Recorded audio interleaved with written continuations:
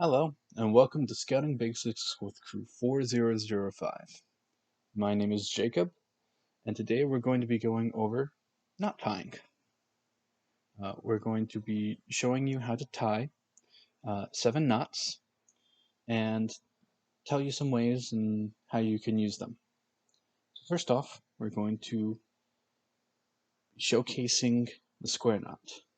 The square knot is used for joining together two ends of rope of similar size. Now, it can either be the ends of two different ropes or two ends of the same rope. It can pretty much take the place of any just normal double knot, and it's actually more secure than a normal double knot and easier to untie than a double knot. So first off, we have our right end and our left end. We're going to do right over left, and then left over right. You can also do left over right and right over left. It's essentially the same thing, just in reverse directions. You'll end up with the same knot either way. Now, one thing you'll notice about the square knots, a way that you can know that you did it right, is it should look somewhat similar to a life jacket. Um, here's kind of the bottom, and then here are the straps that go over your shoulder for the life jacket. Yeah. Um, and then if you push the ends inward, it does this. And you can just do that. But most important part is if you pull these ends, it doesn't come apart. So that's a square knot. The next knot we're going to be covering is the sheet bend. Now the sheet bend is very similar to the square knot in its application. It's used for combining or conjoining two ropes. However, the difference is that it's two ropes of different sizes. Now, as the name suggests, you could also utilize a sheet. You could also use essentially any piece of material, a sheet, a pillowcase, a tarp, a sleeping bag, whatever you need. This knot can be used for just attaching a rope to a piece of material or a larger rope. One application for this is with the sheet, using a sheet or a tarp. You can do a sheet bend on all four corners, and then tie the other end of the rope to poles, making a very secure makeshift gurney for emergency situations. You could also use it to make a flag or anything else of a similar nature. So I'm going to show you first using two pieces of rope of the same size. Okay, so we're going to have our stationary rope, our stationary end, and we're just going to make a loop and pinch it right there. And we've got ourselves a loop. And this is our working end.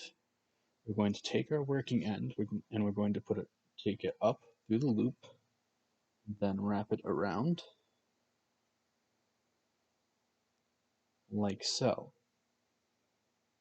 And then we're going to tuck the end of our working rope underneath itself, like this, and then we tighten. One thing to make sure is that the loop of your working rope is securely around the rope, your stationary rope. If it's not, then it's not going to work. Um, Sometimes, if you aren't careful when you tighten it, you could end up pulling the loop too far, and you just end up with this. And this, if you do it like that, it won't hold. So you need to make sure that you keep the loop of your working end around the loop of your stationary end. Um, so now I'm going to show an example of using this with a sheet. So this is the corner of an unfitted sheet. Bleh, words. Yeah. Um, and we're just going to do the exact same thing. Loop, go around, and tuck it in. And you pull. And this is not coming undone, no matter how hard I pull them. In fact, they're just going to become tighter. So that's the sheep end. There we go. So the next knot that we're going to be going over is the sheep shank. The sheep shank is used for shortening rope. Now, as silly as that sounds, when you could just cut the rope or tie any knot to make it shorter, the difference with the sheep shank is that it's adjustable. So, what we're going to do is we're going to make one big loop in the middle of our rope. Then we're going to pinch one end of our loop, and we're going to take our working end and make a loop like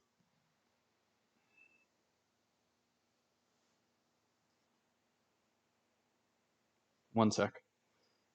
This is hard to show on a camera. We're going to make a loop with our working end, and we're going to pop it over our stationary loop and tighten it. Now you need to make sure that your working end ends up getting tucked underneath itself. This way, it tightens around the loop and doesn't slip off. And then here, we've got our little sheep ear. This is why it's called the sheep shank. And then we're going to do the other side. We're going to do the exact same thing to the other side. So we've got our sheep shank. We've shortened our rope a bit. Now the adjustable part of this. You can, say your rope slacked, you can take your ears, your little sheep ears of your sheep shank, and you pull them. And what it does is it pulls more rope into the ears themselves. And what this does is it forces the ends of the rope, to become shorter. Because more rope has been put into these little ears. Then untying your sheep shank is pretty easy. Let me just go ahead and loosen this back up so you can see clearly. So we've got our ears, and we've got the main body of our sheep shank. The sheep shank is untied fairly easily. You just grab the two sides of your main body, and you just pull it, and it just pops apart. A common use for this knot would be so like a drying line. When you're at camp and you got to put up a line to, like, say you've been playing in the water and you've got some wet clothes and a towel wet, and you've hung them up to dry in your line. Well, oftentimes your drying line, the rope of your drying line will tend to stretch out, and then it sags, and then all of your wet stuff ends up sliding towards the middle. The sheep shank is good to make that line tight again, to make it taut so everything is staying exactly where it needs to be. Now, of course, there are other applications for this knot. That is just one of the more common ones that you can find for it. Um, any place in which you need to shorten or tighten a rope, you can use the sheep shank. Our next knot is the timber hitch. Now, the timber hitch is one of the easiest knots. Um, so, we're going to take our rope and we're going to kind of make a bit of a loop. Then we're just going to twist, making sure that we still have a small loop at the end. Now, the more you twist it, the more secure it's going to be. And then you just take the other end of your rope and you put it through the loop, and now you've got yourself a new loop. And the timber hitch is meant to go around an object. It's meant to go around an object um, that you then tighten it around, and then it becomes a sort of handle for the object. Um, it's called the timber hitch because it's commonly used for like wrapping around logs or large pieces of timber. Um, and it essentially just makes it easier to you just tie it around, and then you basically just have an easier handle for pulling your large object. That is essentially what the timber hitch is for. Um, very easy, um, and it's very easy to use, very easy application. Um, so on to our next knot. Yeah. Next is the bowline. The bowline is a rescue knot. And for this, I'm going to use my lovely friend, this mudkip. Yeah, yeah. Um, and the rescue knot, the bowline, is something that you are able to tie around yourself to so that way other people can then lift you out of somewhere. Like if you fall into a hole, or if you're like hanging on the side of a cliff, that's what the bowline's for. So it's pretty easy. First off, we are going to so we have the end that is coming up from above. You know, they've dropped the rope down to you, and here's what you have to work with. So what you do is you make a loop like this.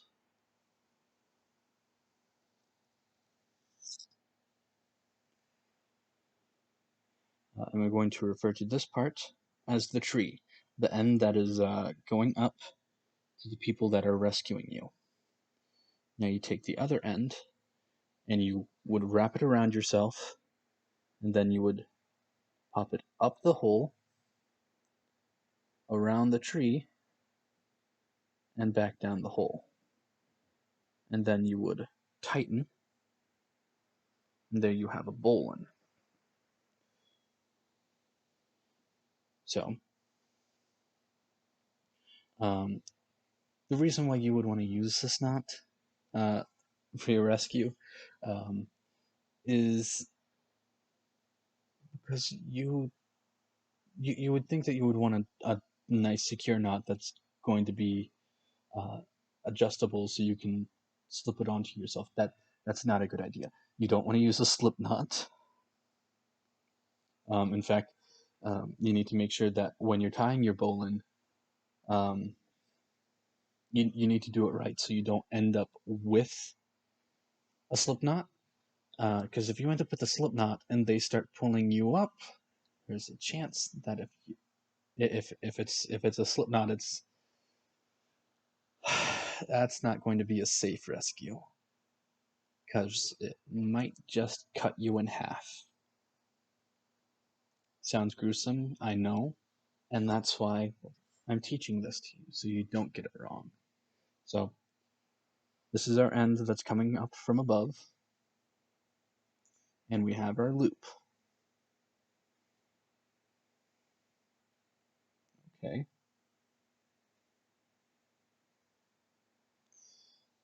And this is our little bunny. We're going to call this the tree, and this is our hole. So the bunny goes up through the hole, around the tree, and then back down the hole. Then you grab both ends of the bunny and the tree, and you pull up with the tree. You pull the tree up. And there you have a bowline.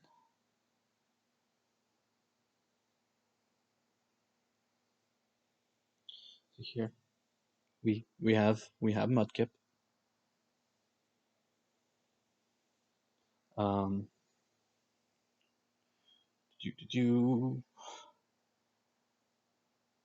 just gotta make a Mudkip sized bowline.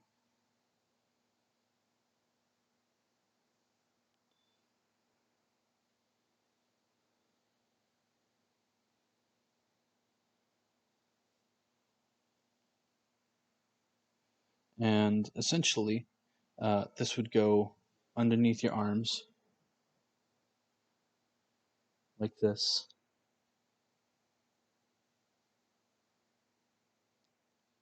And they'd pull you up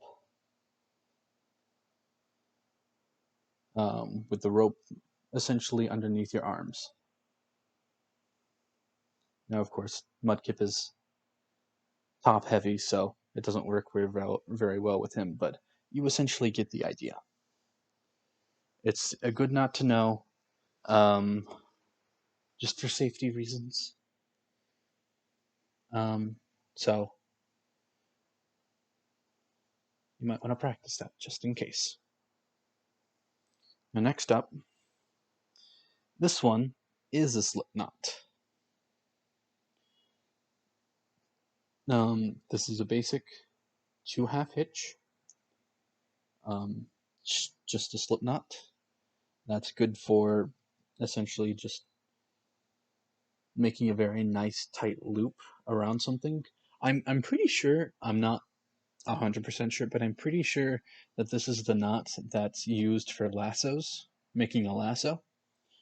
Um, I'm fairly certain, but I haven't looked that up, so I can't tell you for sure. But you make a loop,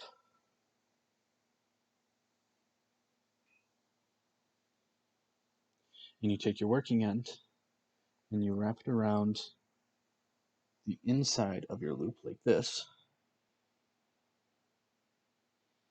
Then you're going to take your working end, and you're going to go outside of the loop and do the exact same thing, but see, as we do this, we make this little loop right here. As we're coming back, we're going to stick our working end through that loop we just made by crossing over. Then we're going to grab these two ends and tighten. And this is a 2/2 hitch. This is what it looks like.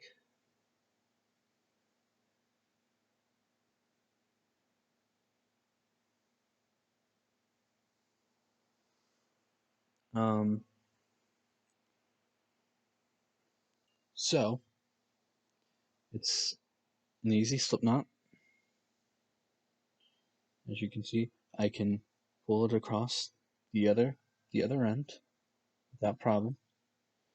I can make the loop bigger and smaller. And as I said before, I'm pretty sure this is what's used for lassos, but it's also just good for uh, tightening your loop around something. I don't know. This could theoretically also be used in place of the timber hitch, um, but the timber hitch is a bit faster for its application. Um, but yeah, that's the 2/2 hitch. And now, next is the taut line. Um, now, the taut line is very similar to the 2/2 hitch. It's a slip knot. However, as the name implies, taut line, pulling it taut, unlike the 2/2 hitch, does not cause it to slide, slip. So it's also it's tied very similarly to the 2/2 hitch. It's essentially a 2/2 hitch with an extra step. So what we're going to do is we're going to make our loop. Mm-hmm. We've got our yeah, we've got our loop, and we're going to take our working end, and we're going to make one, and then 2 loops on the inside of our loop. And then we're going to end it just like with our 2/2 hitch. And we tighten it the same way.